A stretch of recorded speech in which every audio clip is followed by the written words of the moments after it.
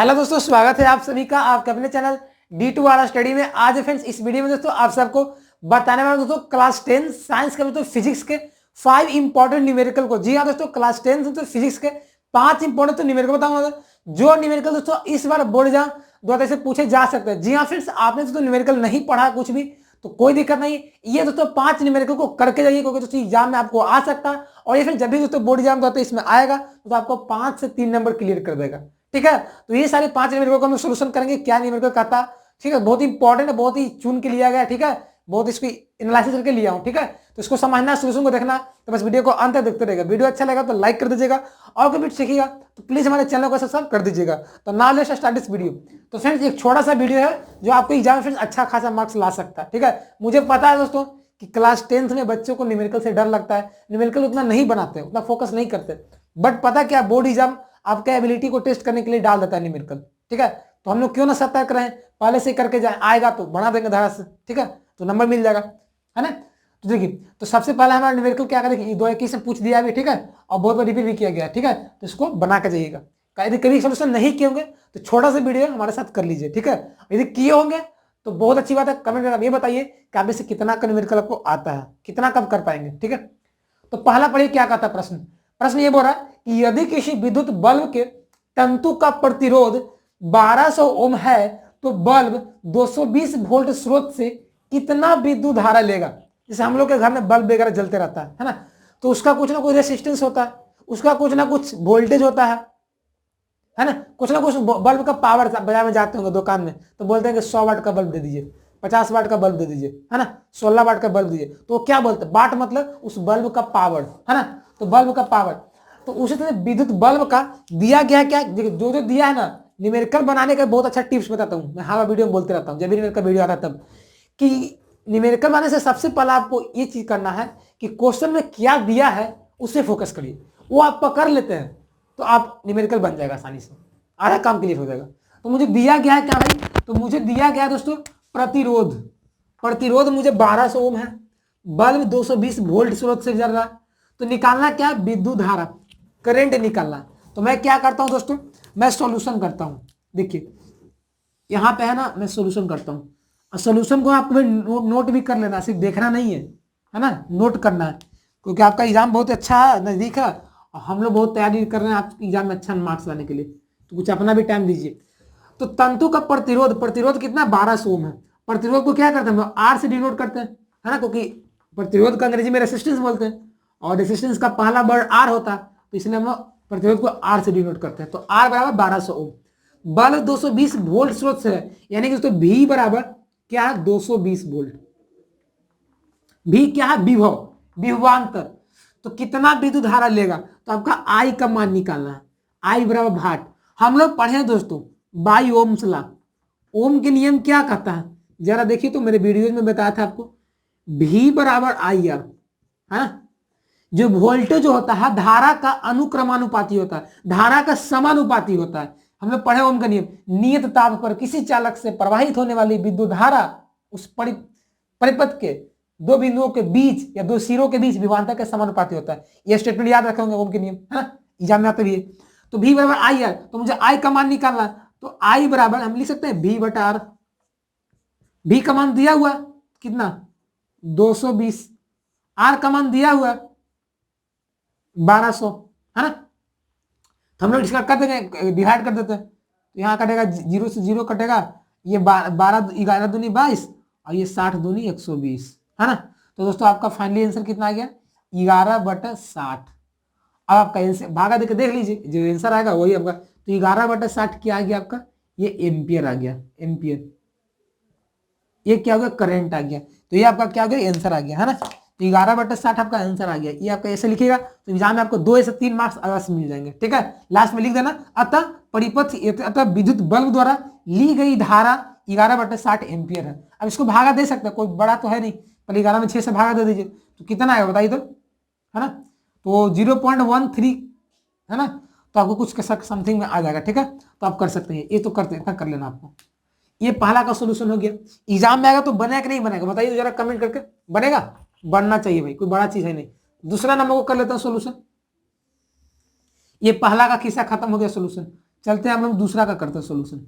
दूसरा प्रश्न क्या बोलता है कि एक बल्ब पर 100 वाट 220 वोल्ट अंकित है, यानी कि उसमें लिखा गया है, तो बल्ब के फिलामेंट से प्रवाही धारा और प्रतिरोध निकाले। देखिए फिलामेंट का मतलब क्या होता है, तंतु। आप लोग पीला वाला बल्ब देखे होंगे जो 100 वाट का रहता था, जो बहुत ही ज्यादा बिजली खाता था, उसमें देखा होगा बल्ब लगा रहता है फिलामेंट का, है ना। फिलामेंट पतला तार रहता है जो टंगस्टन का बना रहता है। तो फिलामेंट से प्रवाही धारा आई और प्रतिरोध निकालना, आर का मान निकालना है ना। तो आपका विद्युत बल्ब पे क्या लिखा गया है, 100 वाट 220 वोल्टेज लिखा गया है। बल्ब पे क्या लिखा गया है बताइए तो जरा, बल्ब पे क्या लिखा गया है। बल्ब पे दोस्तों लिखा गया है 100 वाट 200 वोल्टेज, ये बल्ब पे लिखा गया है। वाट का मतलब क्या होता है, शक्ति, यानी कि बल्ब का शक्ति कितना, 100 वाट, है ना। 200 वोल्ट मतलब क्या होता है, विभवांतर है 200 वोल्ट। तो आपको निकालना क्या दोस्तों, प्रवाही धारा यानी कि आई का मान निकालना है आपको, और क्या निकालना है, प्रतिरोध, ये निकालना है। कैसे निकलेगा बताइए आप लोग। देखिए हम लोग फॉर्मूला पढ़े, क्या फॉर्मूला पढ़े, पी जो होता है दोस्तों, पी बराबर वी आई होता है ना। पावर जो होता है, शक्ति होता है, V इंटू आई के बराबर होता है, ये फॉर्मूला हम लोग जानते हैं। तो यहां से दोस्तों हमको मान निकालना है किसका, आई का मान निकालना है। तो मैं आई बराबर लिख सकता हूं P बटा V लिख सकता हूं। P का मान कितना दिया गया, 100, तो ऊपर 100 कर दीजिए। V यानी कि वोल्टेज, वोल्टेज कितना है 200 वोल्ट है, तो 2 कर दीजिए, भागा दीजिए, तो 1/2 आ जाएगा, यानी कि दोस्तों 0.5, एक क्या आ जाएगा, ओम आ जाएगा, सॉरी ओम एम्पियर। हम लोग करंट निकाला है ना, तो ये दोस्तों आपका क्या आ जाएगा, करंट आ जाएगा। तो ये दोस्तों क्या आ गया आपका 0.5 एम्पियर आ गया करंट। ये तो आपको निकालना नहीं है, आपको और क्या निकालना, अब आपको प्रतिरोध निकालना है, यानी कि आर बराबर निकालना है। तो आर बराबर फॉर्मूला क्या आ जाएगा, बी बटा आई हो जाएगा इस नियम के अनुसार। यहां से हम लोग निकालेंगे ना, देखिए तो आर का मान निकालना है, तो ये आई भागा में चलेगा, तो भी बटा आई हो जाएगा, तो आर बराबर भी बटा आई। अब भी आपका दिया गया है क्वेश्चन में 200 वोल्ट, अब आई आपने अभी अभी निकाला है, अभी अभी कितना 0.5, है, तो इसको काट कर दीजिए, है ना। तो पॉइंट हटेगा तो ये ऊपर चला जाएगा, और इसको काट दीजिए, तो 5 से कितना आ जाएगा, 4 बार में, यानी कि दोस्तों आपको 400 ओम आ गया। आपका आंसर लास्ट में क्या आया, देखिए मैं यहां पे लिख देता हूं, आर बराबर आपका 400 ओम आया है, और आपका आई का मान कितना आया है, 0.5 एम्पियर। ये आपका दोस्तों फाइनली आंसर आया। इतना जब बनाइएगा एग्जामिनेशन हॉल में, तो आपको फ्रेंड्स ना 5 या 3 में 3 जितना मार्क्स वहां पे रहे, किसी का काटने का औकात नहीं है ना। तो 3 से 5 नंबर के सवाल आ जाएगा, ठीक है। तो आपको वो देखिए, आपको वैसे ऐसे बनाना नहीं है, आप लोगों को थोड़ा बहुत अकल तो होगा ही होगा, जिससे आप लोग स्टेटमेंट बना के लिख सकते हैं। मान लीजिए आर ना देकर आप लोग लिखिएगा प्रतिरोध, अतः परपथ का प्रतिरोध इतना निकला, अतः विद्युत बल्ब द्वारा ली गई धारा इतना निकला। तो आपको एग्जाम में सब करना चाहिए, है ना। ये सब बेवकूफ ने एक तरह से अपना क्या, अपना एक तरह से क्या बोल सकते हैं, अपना एक्टिविटी को दिखाना चाहिए। ऐसा नहीं कि झट के गए हैं एग्जाम में, अच्छा मार्क्स उसी बच्चा को आता है जो थोड़ा सा अपना दिमाग लगाता है। तो आपको भी दिमाग लगाना, ठीक है।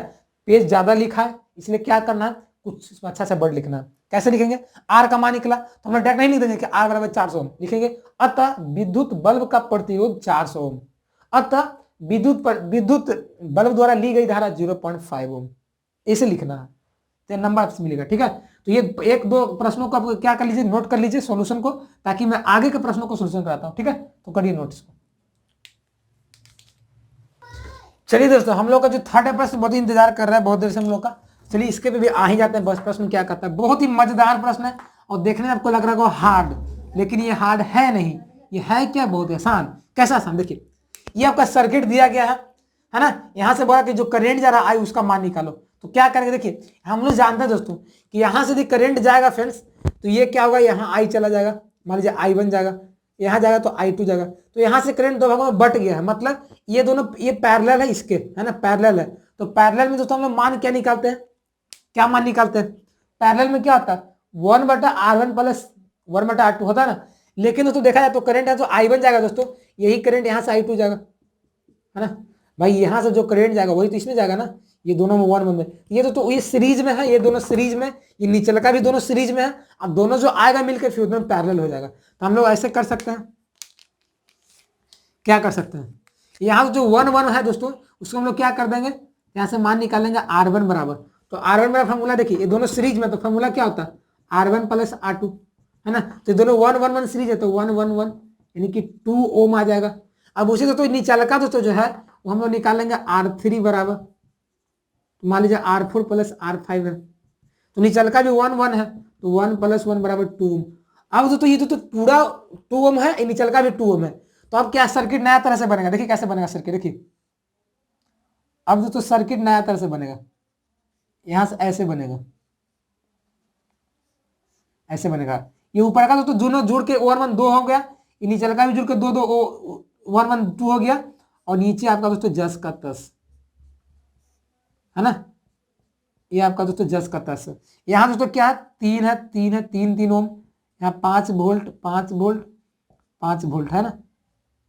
अब देखिए दो दो ये दोस्तों क्या पैरेलल में है ना, तो पैरेलल के लिए हम लोग फॉर्मूला पढ़े हैं, क्या होता है 1 बटा आर, जो पैरेलल होता है फॉर्मूला क्या होता है 1 बटा R1 प्लस 1 बटा R2।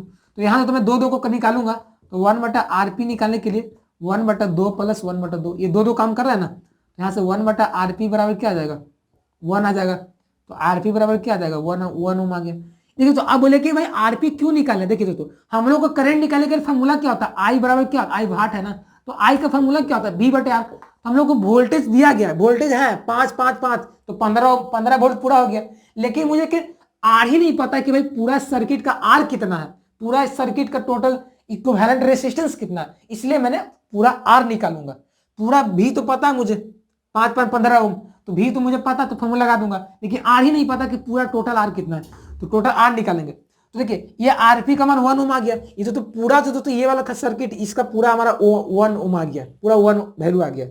और नीचे देखिए, नीचे कितना 3 3 6 3 9, यानी टोटल तो देखा जाए टोटल कुल प्रतिरोध, यहां से दिख नहीं रहा आपको, देखिए तो यहां से तो कुल प्रतिरोध जो निकालेंगे हम लोग, है ना, यहां से तो हम लोग कुल जो प्रतिरोध निकालेंगे वो क्या निकलेगा, आर टोटल बराबर कितना निकलेगा 3 3 6 3 9, तीनों सीरीज में है ना, तीनों में से करंट सेम ही करंट जाएगा, यानी तीनों सीरीज में, तो 3 3 6 3 9, और हम लोग एक ऊपरका वाला जो ऊपरका सर्किट से निकाले हैं वो 1 ओम आया है, 1 आया, तो इसको जोड़ देंगे, तो टोटल हम लोग का दोस्तों 10 ओम आ गया, है ना। हम लोग का टोटल वोल्टेज कितना हो जाएगा VT, यानी कि टोटल वोल्टेज 5 5 10 5 15 वोल्ट, है ना 15 वोल्ट। तो यहाँ से तो I का मान नहीं निकल जाएगा, I बराबर क्या हो जाएगा V बटे R, तो V कितना है 15 है, R कितना है 10 है, तो 1.5 एम्पियर आपका ये करंट आ गया। ये जो सर्किट से जो करंट फ्लो हो रहा है वो कितना है 1.5 ओम है, तो ये आपका दोस्तों आंसर आ गया, तो 1.5 एम्पियर क्या आंसर आ गया, ठीक है। तो ये बहुत प्रश्न देखने में हार्ड लग रहा होगा, लेकिन दिमाग कुछ नहीं, बड़ा हार्ड है नहीं, यहाँ पे दिमाग यही लगाना कि आई निकालना है, तो मुझे पूरा उस सर्किट का पूरा वोल्टेज पता होना चाहिए, पूरा रेजिस्टेंस पता होना चाहिए, तो मैंने निकाला, भाई वैल्यू पुट कर आंसर आ गया, ठीक है। तो इसको नोट करिए ताकि मैं चौथा पांचवा को सोल्यूशन करता हूँ, ठीक है, नोट करिए। चलिए फ्रेंड्स हम लोग क्या करते हैं, क्वेश्चन नंबर कर लेते हैं 4 का सोल्यूशन। बहुत ही अच्छा प्रश्न है, बहुत ही मजेदार है, एकदम धमाका प्रश्न है, ठीक है, तो धुआं उड़ा देगा एग्जाम में। देखिए कैसे बोला क्या कि 20 ओम प्रतिरोध वाला विद्युत स्त्री मतलब आयरन, है ना, वो स्त्री मत समझिएगा, तो विद्युत स्त्री यानी कि आयरन 5 एम्पियर विद्युत धारा लेता है ना, तो 30 सेकंड में उत्पन्न उष्मा क्या करें। जैसे आप लोग देखिए आयरन करते होंगे तो उसको क्या करते हैं, बोर्ड में खो देते हैं, पलक को खोजते हैं, तो क्या होता है पलक से क्या होता है, करंट जाता है बाहर के माध्यम से, करंट जाता है तो उससे हीट प्रोड्यूस होता है, हीट से क्या होता है हम लोग अपना टी शर्ट को, जीन्स को, है ना, हम लोग क्या करते हैं आयरन करते हैं। क्यों, क्योंकि हम लोग का स्मार्ट दिखना है, ठीक है, इसलिए आयरन करते हैं। तो भाई आयरन करते हैं तो कितना हीट आ रहा है ये तो स्मार्टनेस नहीं दिखाता है वहां पे कैलकुलेटर के, है ना, तो हम लोग का स्मार्टनेस उसमें दिखाना है ना। तो क्या करेंगे, देखिए तो क्या दिया है, आर दिया हुआ है, तो आर बराबर लिख देंगे हम लोग 20 ओम, आई दिया करंट दिया, कितना करंट ले रहा 5 एम्पियर ले रहा, और क्या ले रहा टाइम दे दिया आपका 30 सेकंड, 30 सेकंड तक आयरन चला है, तो बोल रहा है कि उत्पन्न उष्मा, उष्मा ने कि एच की बात निकालो। तो हम लोग फॉर्मूला पढ़े जूल के उस नियम से, H बराबर आई स्क्वायर R इंटू टी, मैंने चैनल पर वीडियो डाला गया, ठीक है, देख लीजिएगा।